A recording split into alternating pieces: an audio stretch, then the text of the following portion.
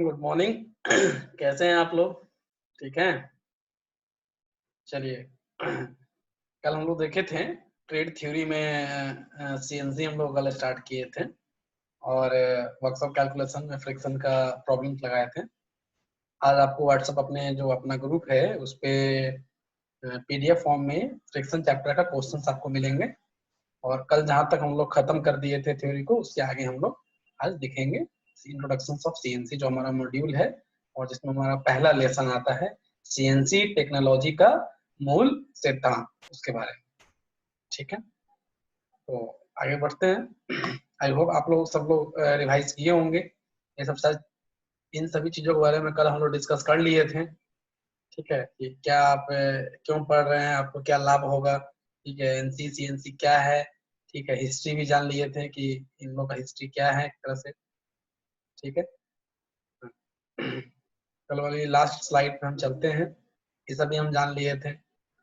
ठीक है, सामान्य नियंत्रण कन्वेंशनल कंट्रोल के बारे में भी हम लोग अच्छे से पढ़ लिए थे, समझ लिए थे इसको। जो भी कल का क्लास मिस कर लिए हैं आपके अपने चैनल पे और ग्रुप में वीडियो जो शेयर किया गया उसका लिंक अवेलेबल है, तो वहां से आप पुनः जाके उसको देख सकते हैं अगर कोई नहीं देख पाए। ठीक है, ये सारी चीजें हो गई थी हमारी।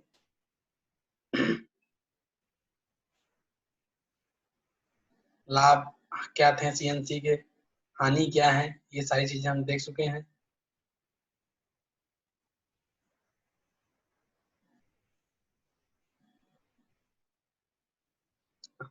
मेजर यहाँ पे हम लोग का स्टार्ट हुआ था और कल ये हमारा लास्ट स्लाइड कल यही था। ठीक है, जिसमें हम बात किए थे कि सीएनसी के बहुत सारे लाभ हैं, बहुत सारे एडवांटेज हैं, कुछ हानियां भी हैं, उनको बारे में हम लोग देखे थे अच्छे से। लेकिन मेजर लाभ क्या है, क्यों हम सीएनसी को यूज करते हैं। ठीक है, उसका दो चीज था, एक था आपका हायर प्रोडक्शन जिसको उच्च उत्पादन हम जानते हैं, उच्च उत्पादन करना, और उच्च गुणवत्ता का उत्पादन। जो उत्पादन हम कर रहे हैं उसकी गुणवत्ता को काफी हाई रखना, मतलब क्वालिटी प्रोडक्ट प्रोड्यूस करना।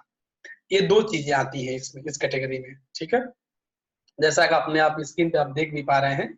ठीक है, तो उच्च उत्पादन को करने के लिए हमें क्या करना होगा ताकि हमारा प्रोडक्शन रेट हाई हो। इसके लिए हम क्या करते हैं, ऐसा इस टेक्नोलॉजी में कन्वेंशनल वे से हट के ऐसा हम क्या हमने न्यू किया, प्रोग्रामिंग ऐसा क्या किया। तो उसमें हमने दो चीज को हैंडल किया। एक चीज था निष्क्रिय समय, जो आइडल टाइम था उसको हम कम से कम रखें। निष्क्रिय समय के बारे में कल हम लोग अच्छे से चर्चा कर चुके हैं कि निष्क्रिय समय क्या होता है। निष्क्रिय समय वह समय होता है जिस समय आपका मशीन ऑन है लेकिन कोई काम नहीं हो रहा है, रियल में मशीनिंग नहीं हो रही है। मतलब आपके सारे चीज वर्कर मौजूद हैं, इलेक्ट्रिसिटी ऑन है, सब कुछ ठीक है, कोई ब्रेकडाउन नहीं है, कोई शटडाउन नहीं है फैक्ट्री में, फिर भी आपकी मशीनिंग प्रोसेस रुकी हुई है। क्यों रुकी हुई है भैया? तो मशीनिंग प्रोसेस जो है आपकी इसलिए रुकी हुई है कि जो जॉब आपने मशीन पे बांध रखा था उस पे आपकी मशीनिंग पूरी होगी। तो अब आप क्या करोगे, उस जॉब को खोलोगे तो खोलने में टाइम लगता था, फिर उस जॉब को शिफ्ट करोगे, अगर भारी जॉब है तो क्रेन मंगाओगे, क्रेन से उठाओगे, फिर एक नया रॉ मटेरियल जो नया ब्लैंक है जिससे आपको जो भी मशीनिंग करनी है उसको उस पे आप बांधोगे फिक्सचर पे। ठीक है, फिर उसको टाइट करोगे, फिर उसका पोजिशनिंग लोगे। तो इसमें बहुत सारा समय जो था ये सब चीज करने में चला जाता था, सिर्फ सेट करने में। तो ये इसमें क्या था कि आपका टाइम ज्यादा लगता था कि अगर दिन भर में 10 आप जॉब बना पा रहे हैं तो सारे प्रोसेस को ऑटोमेटिक में हमने जब बदला उससे हमको ये लाभ हुआ कि जहां हम पहले सिर्फ सिर्फ और सिर्फ 10 प्रोडक्ट बना पाते थे तो अब हम 100 बना पा रहे हैं, 1000 बना पा रहे हैं। ठीक है, तो ये हमारा जो आइडल टाइम था, जो बेकार का टाइम था, उसको हमने क्या किया, मिनिमाइज किया, कम से कम किया। ठीक है, तो कुछ ना कुछ तो समय लगेगा, बिल्कुल समाप्त नहीं कर सकते, जैसा कल ही हम लोग डिस्कस किया। दूसरा है मिशनिंग समय। मिशनिंग समय क्या, जिस समय जॉब की आप घिसाई कटाई ड्रिलिंग जो भी आप ऑपरेशन कर रहे हो उसको कम से कम रखना, मतलब तेजी से मिशनिंग करना, यानी मेटल को बहुत तेजी से काटना। ठीक है, तो उसके लिए भी हम बहुत सारे देखेंगे कि ये दोनों जो टॉपिक हैं इसको हम कैसे अचीव करते हैं। ठीक है, हम ऐसा क्या चीज करते हैं ताकि वो अचीव हो पाता है, वो सारी चीजें हमें करनी चाहिए। ठीक है, तो आगे चलते हैं। पहला टॉपिक जो दो तरीके थे, उसमें पहला तरीका ये था कि आपका निष्क्रिय समय, आइडल टाइम को यथासंभव न्यूनतम रखना। ठीक है, तो हम लोग पहले इस पे डिस्कशन करेंगे, फिर हम मिसनिंग टाइम को कैसे कम करेंगे उस पर डिस्कशन करेंगे। ठीक है, ये दो करके हम हायर प्रोडक्शन अचीव कर सकते हैं। ठीक है, तो देखते हैं इसमें क्या कह रहा है। आइडल टाइम मतलब क्या है? आइडल टाइम का 5 कैटेगराइज में मैंने यहाँ पे बांटा है।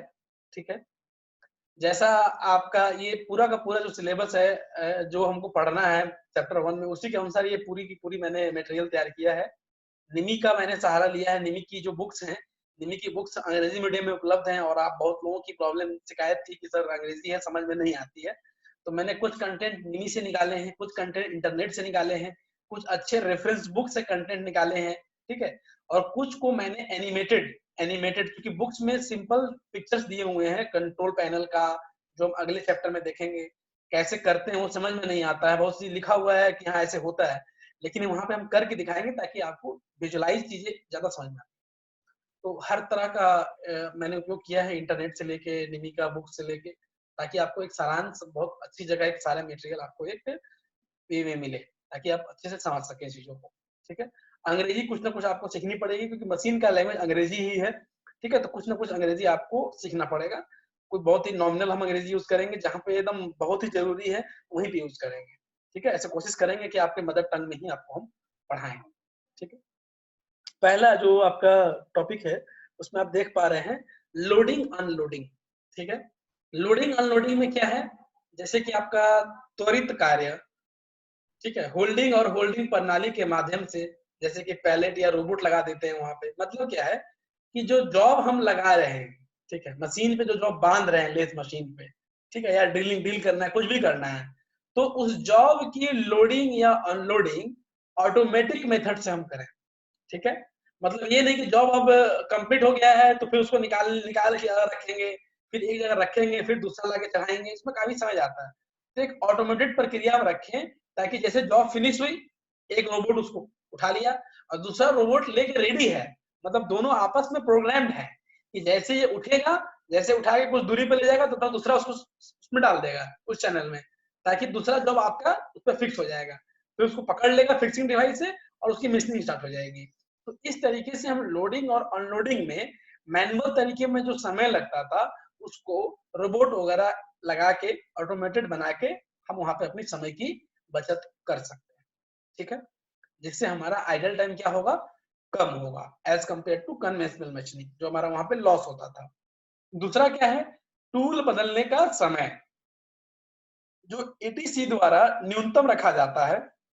जो ऑटोमेटिक टूल कंट्रोल, एटीसी का मतलब होता है ऑटोमेटिक टूल कंट्रोल, त्वरित टूल टरेट परिवर्तन इत्यादि, अधिकतम 8 सेकंड से कम रखने का प्रयास किया जाता है, मतलब मैक्सिमम 8 सेकंड। मतलब अगर टूल बदल रहे हैं, जैसे बोरिंग बार से लगा के हमको ड्रिलिंग करना है या हमको नर्लिंग करनी है, कुछ भी ऑपरेशन बदलना है, उसके लिए दूसरा टूल चाहिए, तो टरेट में डिफरेंट डिफरेंट टूल उस पर लगे होते हैं। तो टूल बदलने का जो समय है एक टूल से दूसरे टूल, जैसे नर्लिंग करना था, तो हम मैनुअल कन्वेंशनल मशीन में क्या करते हैं? नर्लिंग टूल को पहले खोलते हैं, फिर दूसरा टूल लगाते हैं, बोरिंग बार लगाते हैं, कुछ भी लगाते हैं, फिर जाके हम उससे अपना दूसरा मशीनिंग जो भी हमारा मशीनिंग करना था, जो भी मेथड्स को यूज करके, या तो दूसरा जो मेथड है उसको यूज करना था, दूसरा बनाना था। लेकिन इसमें क्या करेंगे? टरेट में डिफरेंट डिफरेंट टूल हम पहले से होल्ड करके रख देते हैं कि इस पूरे के पूरे जॉब में कौन कौन से टूल का हमको यूज पड़ेगा, वो सारे टरेट में होते हैं। फिर आसानी से हम टूल को उस पर चेंज कर लेते हैं, टरेट घूमता है और आसानी से जो सेकंड नंबर टूल चाहिए, थर्ड नंबर टूल चाहिए, अचानक से मान लीजिए कि 1 नंबर टूल का 8 नंबर टूल चाहिए, तो इस तरह का हम प्रोग्राम कर सकते हैं। आगे हम लोग देखेंगे। अभी चूंकि सीएनसी जस्ट स्टार्ट हुआ है, बहुत ही लंबा खींचने वाला है हमारा सीएनसी ये। ठीक है, क्योंकि यहाँ पे 40 मिनट की लिमिट है, उससे ज्यादा ये क्लास हो नहीं पाती है, तो हम लोग कोशिश करेंगे कि जल्दी से जल्दी इसको फिनिश करें। ठीक है, और आपको धीरे धीरे प्रोग्राम भी बताएंगे कैसे यूज करना है, टूल कैसे सेट करना है, टूल का रेफरेंस पॉइंट कैसे लेना है, जीरो कैसे सेट करना है, मशीन का रेफरेंस कैसे सेट करना है। तो इन सारी चीजों पे हम जब आगे के चैप्टर में एंट्री करेंगे तो सारी चीजें हम लोग ध्यान से देखेंगे। इसके बाद हम लोग पहले कंट्रोल देखेंगे, मशीन को समझेंगे, तब हम सारी चीजों को करना सीखेंगे। ठीक है, फिर स्लाइड का मूवमेंट, जो स्लाइड होता है उसका मूवमेंट काफी रैपिड करा सकते हैं। सर्वो मेथड्स का, सर्वो मैकेनिज्म का इसके लिए यूज किया जाता है, सर्वो मोटर्स वगैरह लगाए जाते हैं। ठीक है, स्टेपर मोटर वगैरह यूज करते हैं इसमें। सब चीजों के बारे में अच्छे से हम लोग आगे और पढ़ेंगे।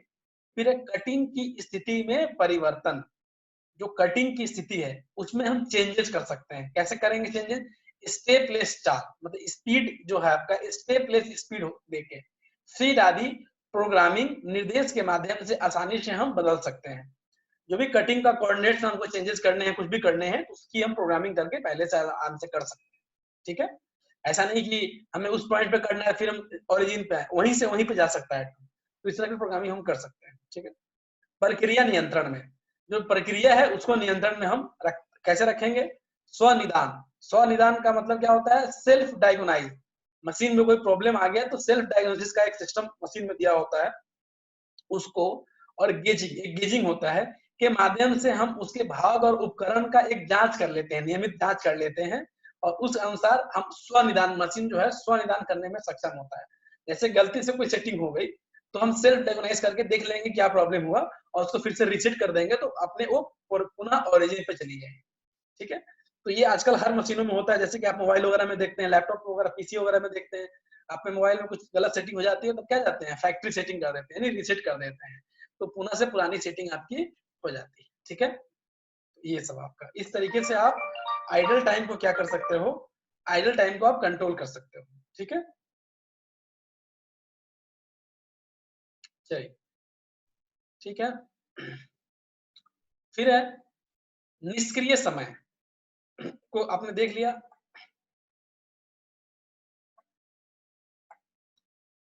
अब आता है मशीनिंग समय को न्यूनतम रखना।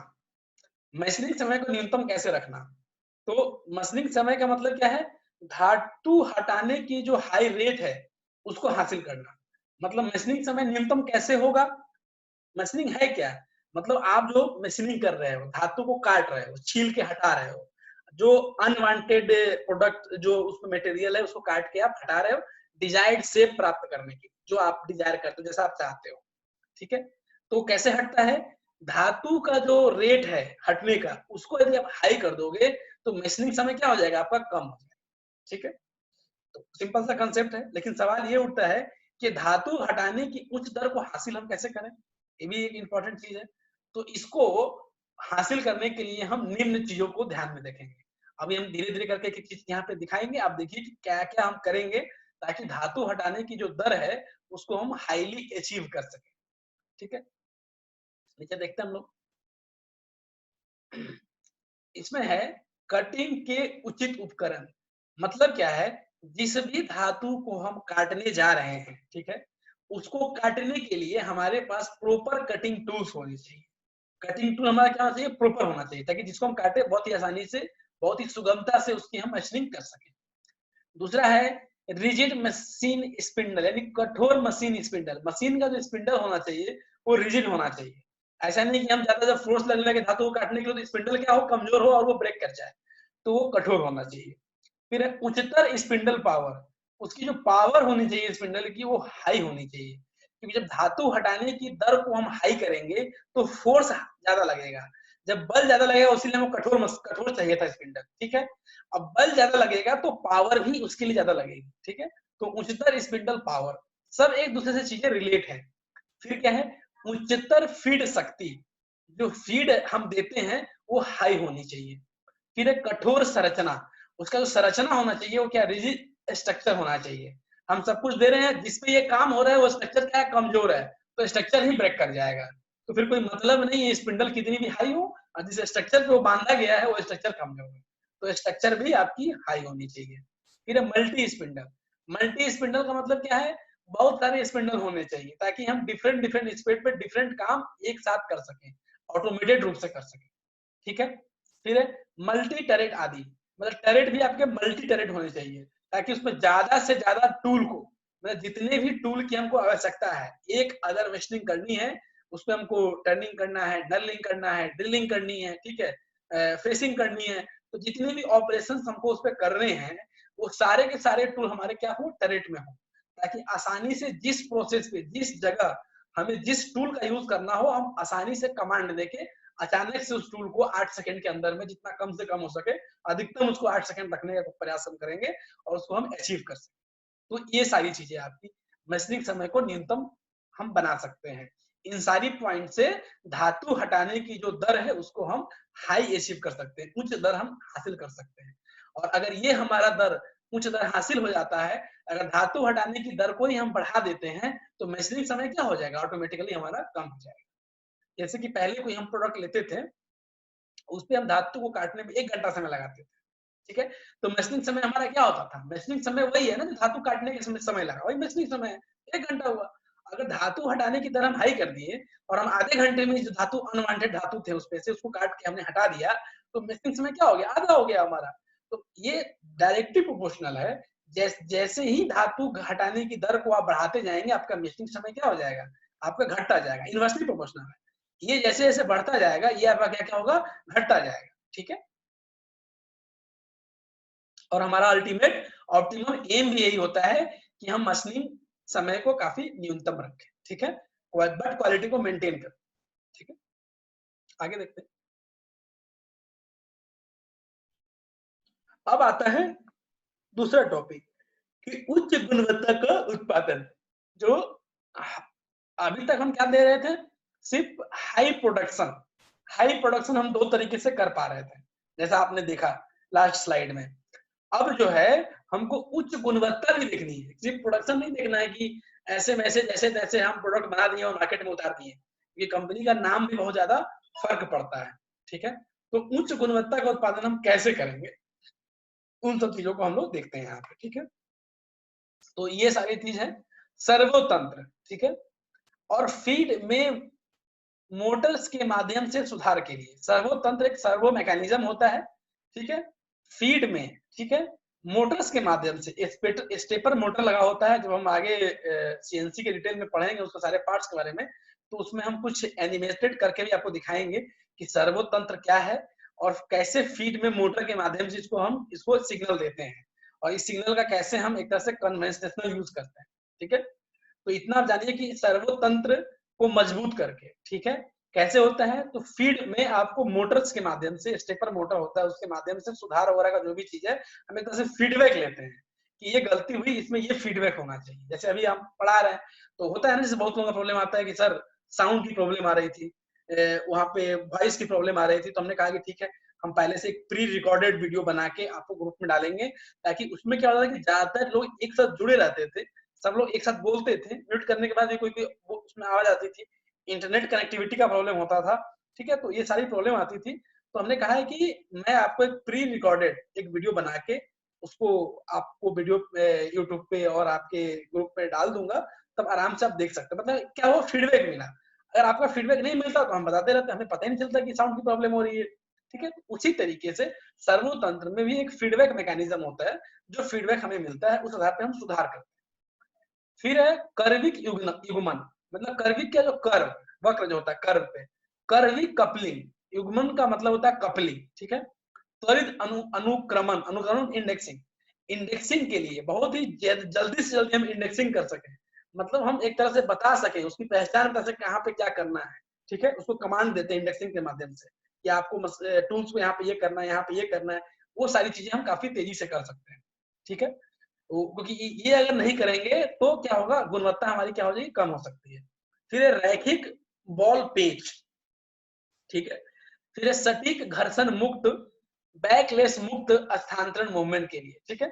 जो आपका मूवमेंट हो उसका, ठीक है, उसमें क्या हो, घर्षण ना हो, फ्रिक्शन ना हो, ताकि क्या हो, आपके जो भी प्रोडक्ट बने वो बहुत ही फ्रिक्शन, मतलब क्या है, एक तरह से स्पॉट लेस बने, उसमें कोई दाग ना हो, पहले से कोई स्क्रैच लेस बने, स्क्रैचेस वगैरह ना हो घर्षण की वजह से, ठीक है? तो वो सारी चीजें हम देखते हैं इसमें। फिर इनकोडर और टैको जनरेटर, सटीक स्थिति और वेग त्रुटि सुधार के लिए, जैसे वेलोसिटी वगैरह में कोई प्रॉब्लम आ जा रहा है उसके डाटा में, तो उसमें सुधार करने के लिए हम टैको जनरेटर का यूज करते हैं। एनकोडर जो सही पोजिशनिंग है, एक्यूरेट पोजिशनिंग, कहाँ पे क्या करना है उसकी पोजिशनिंग के लिए, कि टूल हमारा सही जगह पर जा रहा है कि नहीं जा रहा है, काम सही कर रहा है कि नहीं कर रहा है, वो सब चीजों को हम इसमें देखते हैं, ठीक है? तो ये सब बहुत ही अभी हिस्ट्री है, अभी थोड़ी सी बोरिंग लगेगी। सेकंड चैप्टर जब हम लोग स्टार्ट करेंगे अपन लोग, ठीक है, तो उसमें जब सामने कमांड देंगे और आपको स्क्रीन पे दिखेगा कि हाँ ये कमांड दिया गया और ऐसे सुधार हो रहा है, ऐसे फीडबैक मिल रहा है, तो चीजें आपको ज्यादा उसमें समझ में आएंगी, ठीक है? अब आते हैं सीएनसी का अनुप्रयोग, ठीक है? अनुप्रयोग का मतलब एप्लीकेशंस होता है मेरे लाल। सीएनसी का कहाँ-कहाँ एप्लीकेशन है। जैसे कि हमने आपको पहले ही स्लाइड में बता दिया था आप लोगों को कि आजकल शायद ही कोई अच्छी इंडस्ट्री है जहाँ पे सीएनसी का प्रयोग नहीं है, ठीक है? क्योंकि सीएनसी में आपको पता है आपकी क्वालिटी काफ़ी एक्यूरेटनेस होती है प्रोडक्ट की, रिपीटेबिलिटी क्वालिटी बहुत हाई होती है, ठीक है? हाई प्रोडक्शन मास प्रोडक्शन के लिए काफ़ी उपयोगी होता है, बहुत ही जल्दी-जल्दी प्रोडक्शन करता है।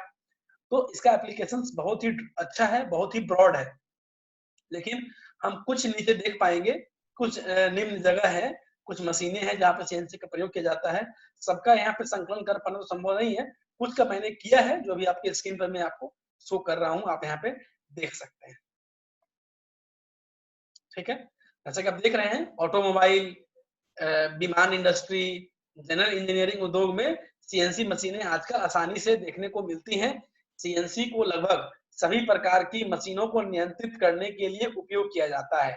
वो पता ही है कि सीएनसी मशीन को हम नियंत्रित करते हैं वाया कंप्यूटर। कंप्यूटर न्यूमेरिकल, एक न्यूमेरिकल डाटा से हम कंट्रोल करते हैं। आमतौर पर इस्तेमाल की जाने वाली सीएनसी मशीनें जो हैं, सो नीचे सूचीबद्ध की गई हैं, जिसका आप एक बार अवलोकन कर सकते हैं यहाँ। ठीक है? पहले आपका आता है सीएनसी लेथ, ठीक है? जो कन्वेंशनल लेथ है, उस जो हम मैनुअल ऑपरेट करते हैं, यहाँ पे क्या है सीएनसी लेथ है, ठीक है? फिर आता है सीएनसी मिलिंग या ड्रिलिंग मशीन, ठीक है?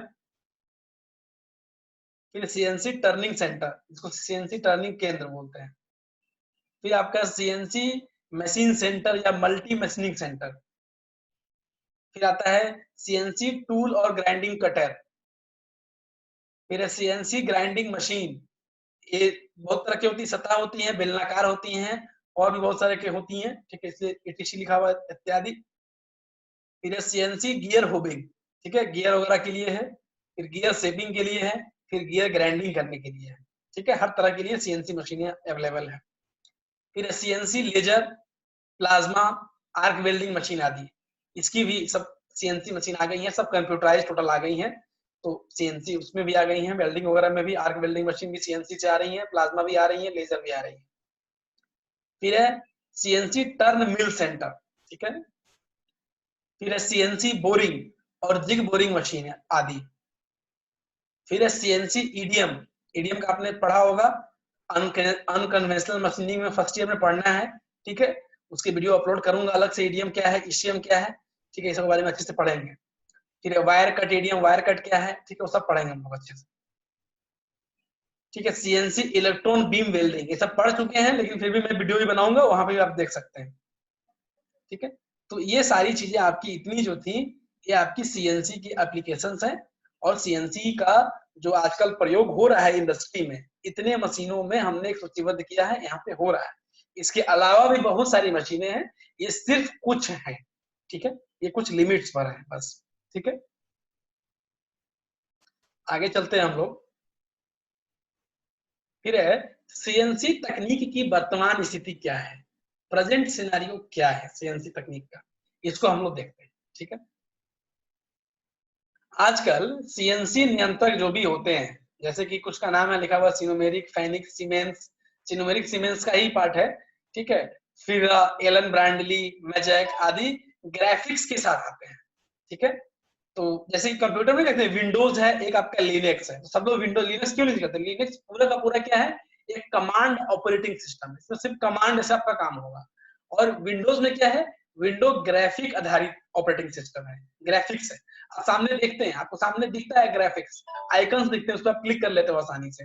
जबकि लिनक्स में क्या होता है, आपको सब कमांड से डालना पड़ता है, ठीक है? सी ड्राइव खोलना है, सी ड्राइव के लिए कमांड डालना पड़ेगा। इसमें क्या है, स्टार्ट पे क्लिक किए, माई कंप्यूटर में गए, सी ड्राइव खोल लिए। तो एक ग्राफिक्स और कमांड में बहुत दिक्कत होती है।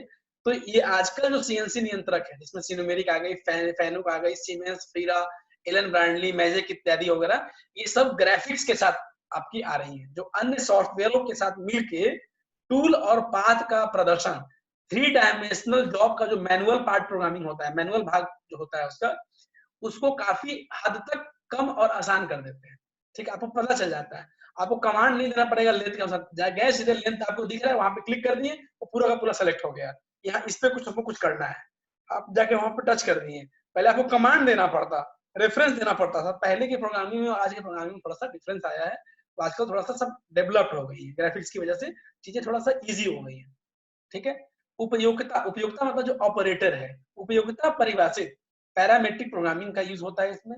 मानक साइकिल जैसे स्टॉक को कब निकालना है, ठीक है, ड्रिलिंग का पैटर्न क्या होगा, मिलिंग का पैटर्न क्या होगा आदि जो भी है, या लेथ वगैरह जो भी सीएनसी जहां भी यूज कर रहे हैं, ये आजकल सिस्टम के मानक घटक बन गए हैं। आजकल जो सिस्टम आपको दिए जाते हैं, जो भी नियंत्रक है, इनके सिनुमेरिक हो, सीमेंस हो, फैनुक हो, वो सब ग्राफिक्स के माध्यम से आप देते हैं। ठीक है। हम लोग देखेंगे भी कि कैसे हम जब प्रोग्रामिंग करेंगे तो कैसे ग्राफिक्स के माध्यम से चेक करेंगे उसको। ठीक है। पहले विदाउट कोई मटेरियल लगाए हम देखेंगे कैसे कैसे टूल चल रहा है, कैसे मटेरियल कट रहा है, सब हमको एक 3 डायमेंशनल वे में दिखेगा। तो ग्राफिक्स के माध्यम से हम चीजों को समझ पाते हैं। तो ये सारी चीजें आजकल का जो जनरेशन है इसमें काफी फायदेमंद चीज है।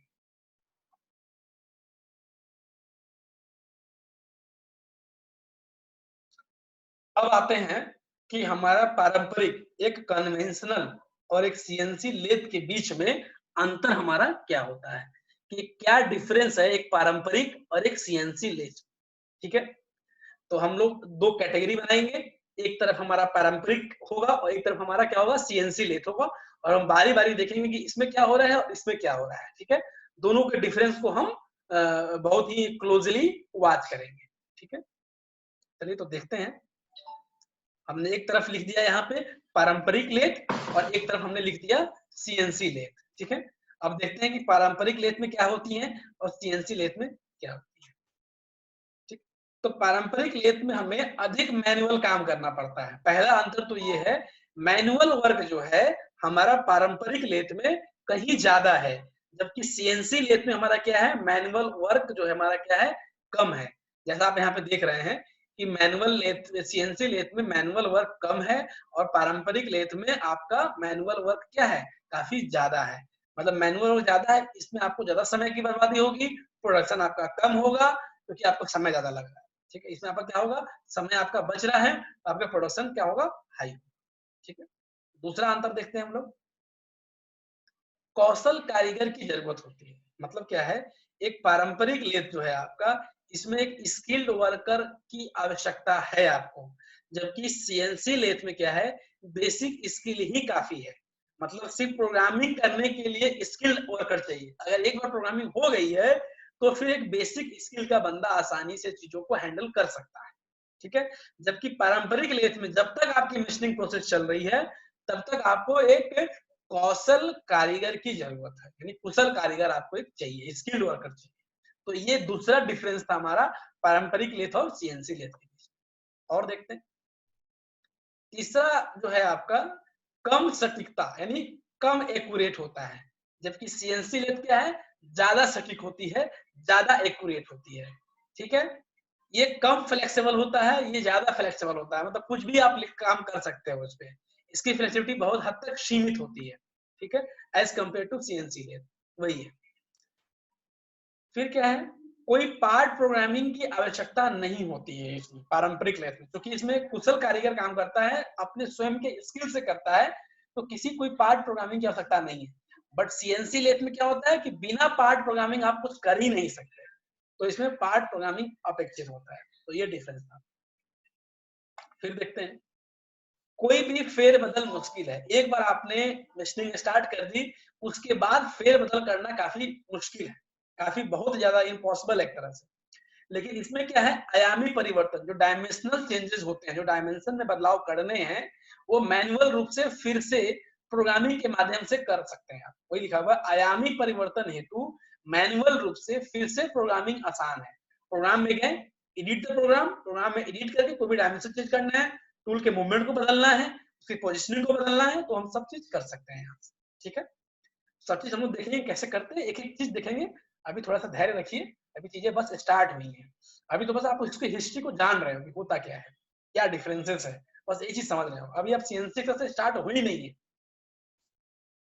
इसके बाद क्या है, हर घटक के लिए मशीनिंग बड़े ध्यान से की जाती है।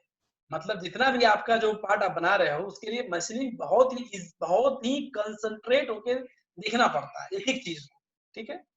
जबकि इसमें क्या है कि एक बार आप प्रोग्रामिंग कर दिए, उसके बाद आपको कुछ देखने की आवश्यकता है नहीं। सब कंप्यूटर देखेगा। ठीक है, आपने बस एक बार कमांड दे दिया, कमांड को आपने चेक कर लिया ग्राफिक्स के माध्यम से, क्या सब कुछ सही है। अब आपको कुछ नहीं करना है, आपको सिट बैठना है, आराम से बैठना है। Everything will be clear by the computer. ठीक है, और कुछ डिफरेंसेस हैं वो देख ले। और डिफरेंसेस क्या है? फिर क्या है? अनुकरण, यानी सिमुलेशन या परीक्षण संभव नहीं है। मतलब क्या है? आपको यूज करना ही पड़ेगा, एक बार जॉब बनाना पड़ेगा, उसको फिर आप मेजर करके देख सकते हो कि क्या कमी आ रही है, क्या दिक्कत आ रही है, जो ड्राइंग था, जो बनाना था, सही अनुसार प्रोडक्ट आप बना पा रहे हो कि नहीं बना पा रहे हो। ये आपका सिमुलेशन संभव नहीं है। मतलब पहले आप चेक नहीं कर सकते हो कि हम ऐसे करेंगे तो सही बन जाएगा। बट कि सीएनसी लेथ में क्या है? प्रोग्राम बना दिया, उसको सिमुलेशन सॉफ्टवेयर आते हैं, उसमें आपने रन करा दिया, उसके बाद जो आपका जॉब बन के आया ग्राफिकल, उसको आप चेक कर लिया कि यहाँ सब कुछ सही है, तो आप उसमें सुधार कर सकते हैं। कुछ गलती है तो सुधार भी आप कर सकते हैं। जबकि पारंपरिक लेथ में आप ऐसा नहीं कर सकते, उसमें लॉस ऑफ मटेरियल होगा। ठीक है, ये है। फिर क्या है? उत्पादन दर। जाहिर सी बात है, इतनी सारी खामियां हैं, इसलिए पारंपरिक लेथ का अगर उत्पादन दर की हम बात करें, उसके प्रोडक्शन रेट की बात करें, तो अब तक सबको समझ में आना होगा कि इसका प्रोडक्शन दर क्या होगा as compare to CNC lathe. इसका प्रोडक्शन दर क्या होगा? कम होगा। जबकि सीएनसी लेथ में क्या होगा? प्रोडक्शन रेट हाई होगा, क्योंकि इसमें बहुत सारे मॉडिफिकेशन है, बहुत सारी हमने प्रोडक्शन का रेट आगे बढ़ा दिया है, बहुत सारी चीजें हमने यूज किया है, टेक्नोलॉजी का यूज किया है, इसमें प्रोडक्शन रेट क्या है? हमारा हाई है।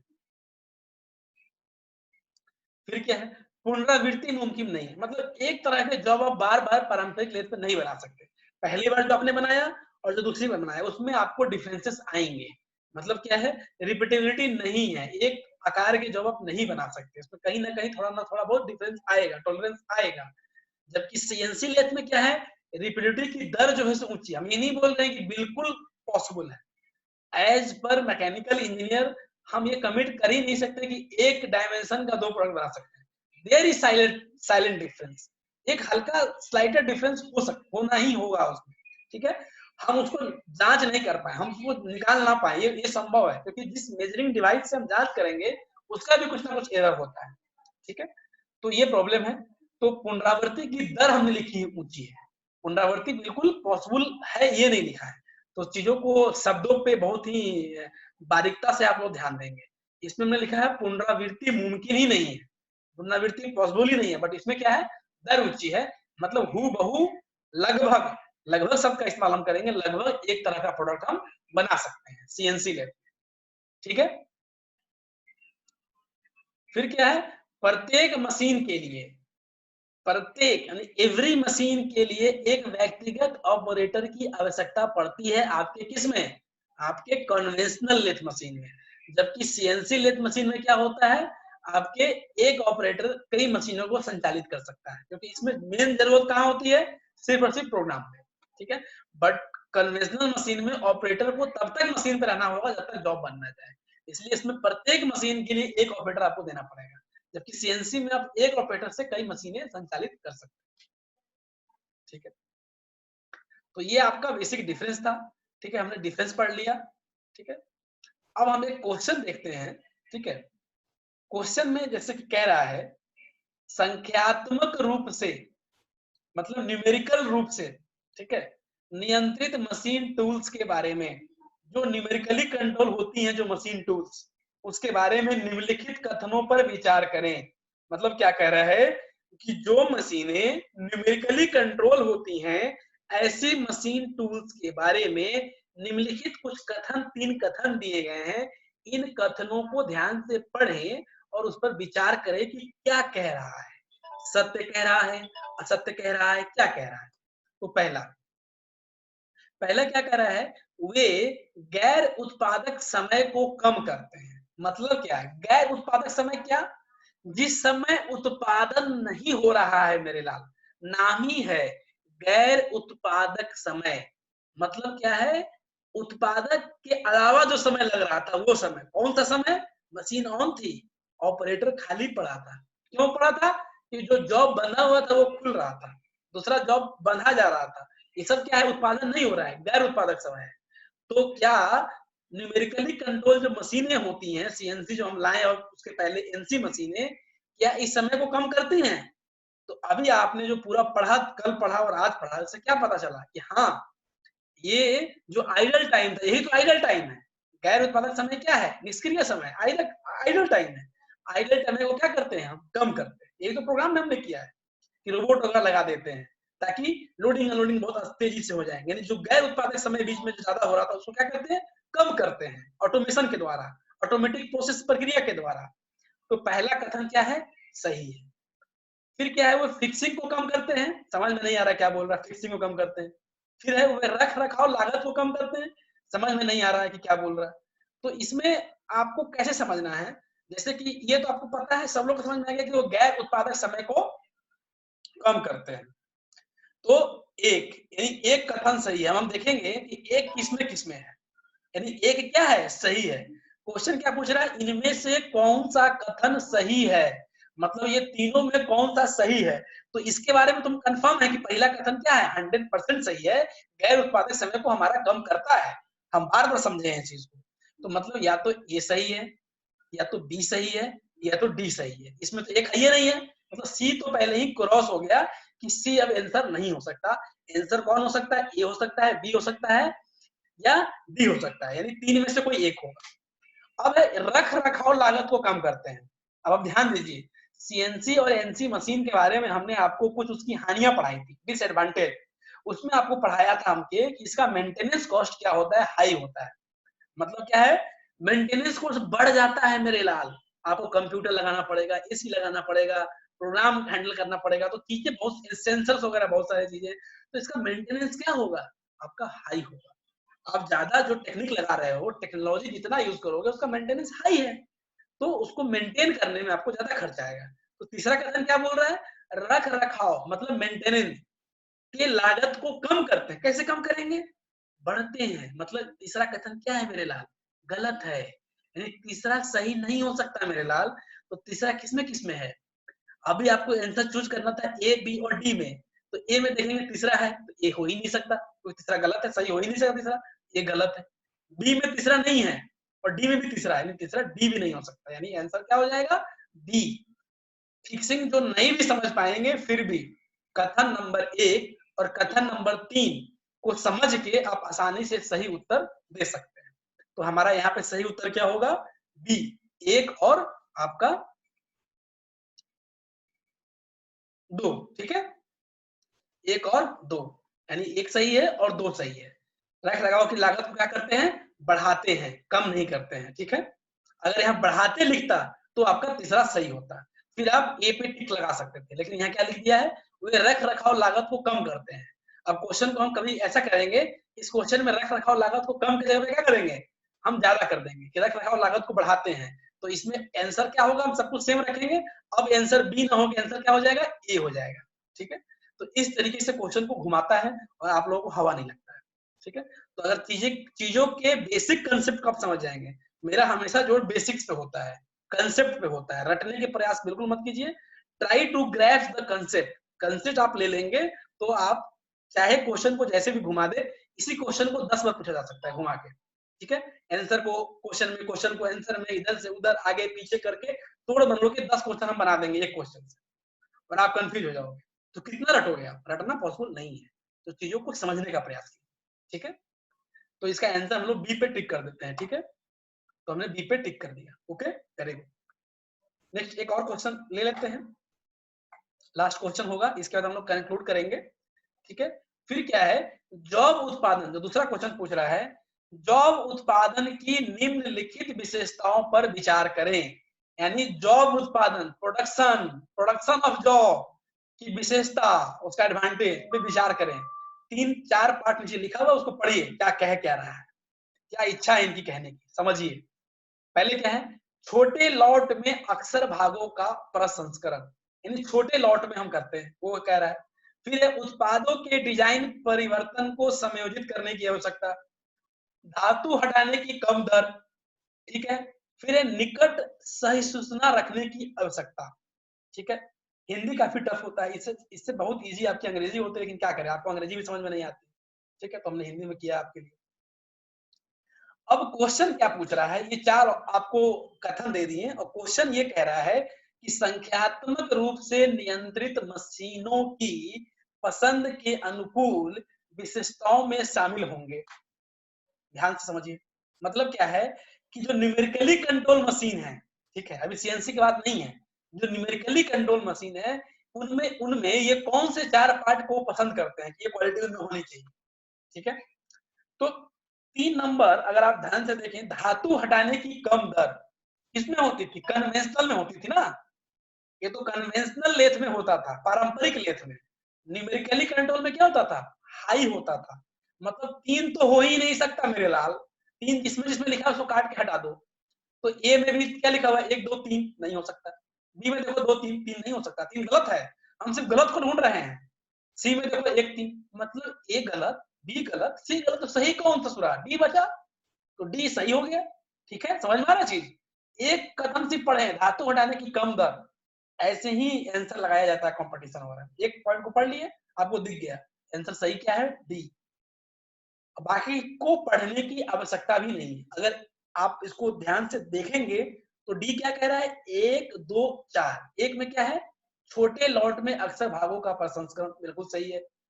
2 क्या है? उत्पादों के डिजाइन परिवर्तन को समायोजित करने की क्षमता, आप बिल्कुल कर सकते हैं डिजाइन को, एट एनी स्टेज पे कर सकते हैं प्रोग्राम को रीएडिट करके। फिर क्या है? 4 निकट निकट सह सूचना रखने की क्षमता, मतलब रिपीटेबिलिटी क्या है? जो प्रोडक्शन जो होता है, जो जॉब बनता है, एक आकार का जॉब बनाने की क्षमता किसमें ज्यादा है? न्यूमेरिकली कंट्रोल में। तो ज्यादा सटीक, ज्यादा एक्यूरेट है, ज्यादा प्रिसाइज है। तो आपका ये तीनों के तीनों कथन क्या हो रहे हैं? सही हो रहे हैं। लेकिन पहले हम लोग बोलते हैं तो समझ में नहीं आ रहा था। सिर्फ एक चीज समझ में आ रहा, धातु हटाने की कम दर, ये सबको समझ में आ रहा था कि भैया धातु हटाने की कम दर जो होती है वो तो कन्वेंशनल लेथ में होती है, एनसीसीएनसी में तो हाई होती है। धातु बहुत तेजी से हटता है, जॉब जल्दी बनता है। तो मतलब क्या ये गलत है? और गलत है तो सही चुनना था। तो 3 किसमें नहीं है? 3 डी में नहीं है, तो डी को हमने चुन लिया, बहुत ही आसानी से चुन लिया। ठीक है, तो ये सब चीजें थी, इसलिए डी हमारा क्या हो गया? सही हो गया आज का। ठीक है, तो आज हम लोग इतने पे कंक्लूड करते हैं। बहुत बहुत धन्यवाद आप लोगों को। आज के इस वीडियो में कहीं किसी को कोई डाउट हो, कहीं समझने में दिक्कत आई हो, ठीक है, बहुत हद तक हम सीएनसी के इंट्रोडक्शन के बारे में, मेजर डिफरेंस क्या होते हैं उसके बारे में, एक पारंपरिक मशीन और एक सीएनसी कंट्रोल या न्यूमेरिकल कंट्रोल मशीन में बेसिक डिफरेंस क्या है उसको हमने देख लिया। एडवांटेजेस क्या है, डिसएडवांटेजेस क्या है, सीएनसी में लैंग्वेजेस क्या होती हैं। तो हम बहुत हद तक सीएनसी का एक छोटा सा इंट्रोडक्शन हम लोग ले पाए हैं। अब हम अगला जो लेसन होगा, अगले लेसन में सीएनसी कैसे दिखती है, कंट्रोल पैनल कैसा दिखता है, उसमें किस बटन का कहाँ क्या यूज है, ठीक, कौन कौन सी कंपनियां बनाती हैं, किस किस पैनल में क्या बटन होता है, प्रोग्रामिंग क्या होती है, तो उन सब चीजों को हम ध्यान से देखेंगे और स्टेप बाय स्टेप करके बहुत सारी चीजों को हम लोग सीखेंगे। ठीक है, प्रोग्राम बनाना भी सीखेंगे, प्रोग्राम को एडिट करना भी सीखेंगे, तो सब कुछ सीखेंगे। ठीक है, लॉकडाउन चल रहा है, आप लोग घर में रहें, अच्छे से पढ़ें, आपके लिए अच्छे अच्छे वीडियो हम बनाने का प्रयास कर रहे हैं। अगर आपको पसंद आया तो इसको लाइक कीजिए, ज्यादा से ज्यादा शेयर कीजिए। ठीक है, और आपको घर पे रहिए, सेफ रहिए। ठीक है, तो आज के लिए इतना पे कंक्लूड करते हैं, समाप्त करते हैं। बहुत बहुत धन्यवाद।